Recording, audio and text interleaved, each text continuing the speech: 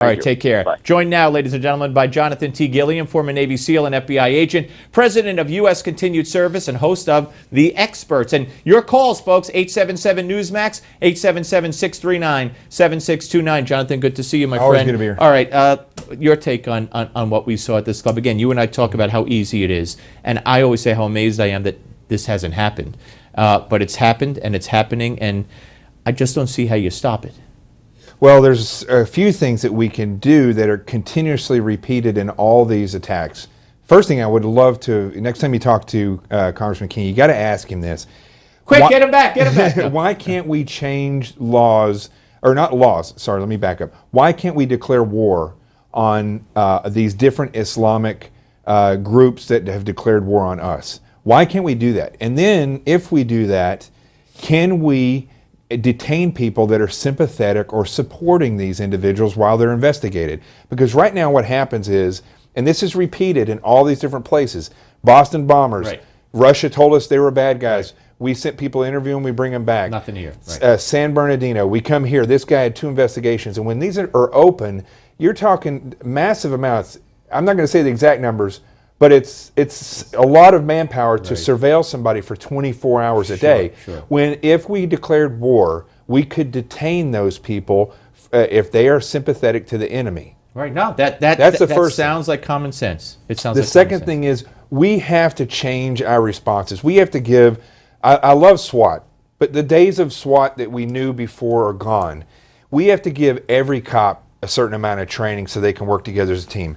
Give them up-armored body armor, heavier ballistic helmets, long guns, and flashbangs. Wait, but you want to militarize the police? Yeah. What is wrong with you? What I want is cops that can go in and go forward and push forward. Especially 29 minutes into this, the guy announces that he is dedicating himself to ISIS. They should have not stopped and continued to push forward. By the way, they used a military retrofitted vehicle to tear down the back door to get in. This is one of those military-style vehicles that the left doesn't want police to have. Right. Yeah. Exactly, that you can't get when you need it unless you have it. Right. All right, let's get to the phones. We have this segment and next segment with Jonathan. Let's go to, first up, Craig from Farmersville, California. Retired Marine, I understand. Thank you, Craig.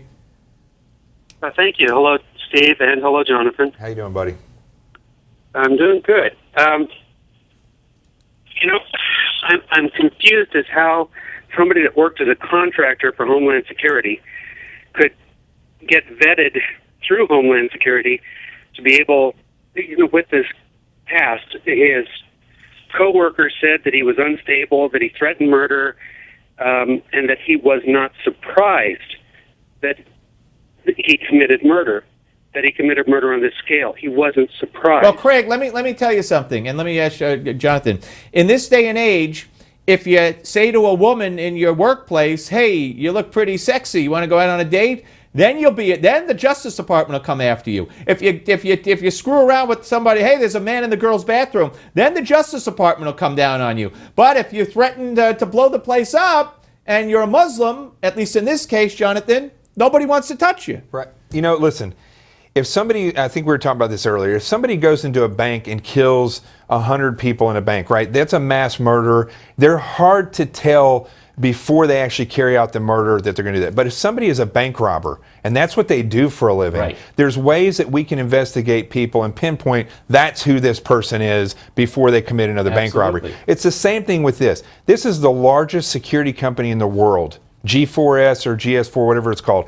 And they have government contracts. If somebody is showing even an inkling of sympathy or signs that they support... But what about the FBI investigations against him? How does he wind up there with the FBI investigations? These are loopholes. These are things because political correctness has said that, we can't do this or we can't do that. But all this talk about these databases for gun and background checks... Why isn't it when somebody's brought up on a terror investigation, if they go out and want to get a gun, that is something that is effective. Not some guy who, got in a drinking incident, and they're going to do a background check and say you can't have a gun. Right. This is somebody that should be looked at. All right, any final thoughts from you, sir, Craig? even Thomas Jefferson declared war on the Barbary pirates. Yes, he did. Absolutely. Exactly. On the brutality and the murders of the Barbary pirates. Absolutely. And he named them. Craig, thank you very much. Yeah, well, Obama says we have to change. We should get used to this, I guess, and change for them. More of your calls with Jonathan and also Bill Crystal next. Don't go away.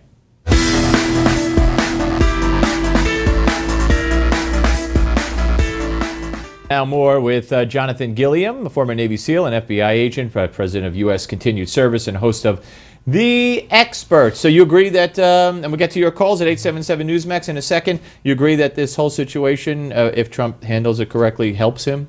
Oh, I think his speech that he gave today was a home run. That I think in a moment, just in like a single moment in time, he nailed Hillary Clinton to the wall for who she really is, and the way that he came out and made sense of this whole incident, saying that we're a free people no matter who you're married to, no matter who you are, and she turned it into a gun rights speech. Yep.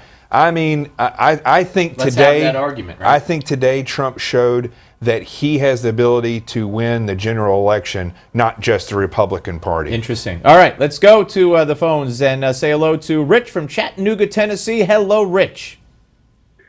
Hi, Steve. Hi, Jonathan. How are you? Good. Good. Well, I saw Trump's speech today, and it's one of the greatest speeches I've ever seen in my whole life. This man wants to protect United States citizens.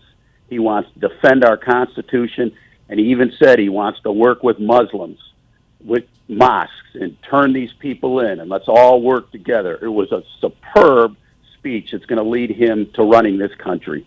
I agree. I mean, independents are going to like it. There's going to be conservative Democrats who are going to like it. There's going to be moms who are going to like it. Republicans should love it. And what's the other side? Obama saying we have to change, and Hillary saying, I'm going to make it tougher for you to buy a gun. I mean, that's the argument. I mean, that's a no-brainer. I agree with you. I agree with you, Rich. I think it was a great speech. I don't know if it was one of the greatest speeches of all time, but it certainly was one of the best speeches I've seen Donald Trump give, for the timeliness of it and what was in the content, etc. Thank you, Rich. Let's go to George from Batavia, Illinois. Hello, George. Steve, how are you? Good. How are you?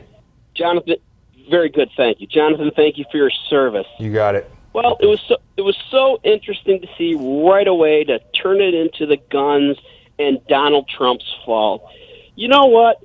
They want to take away the guns from the good guys and let the bad guys have guns. It's truly incredible. And the one thing that I got out of the whole thing is I need to get more ammunition.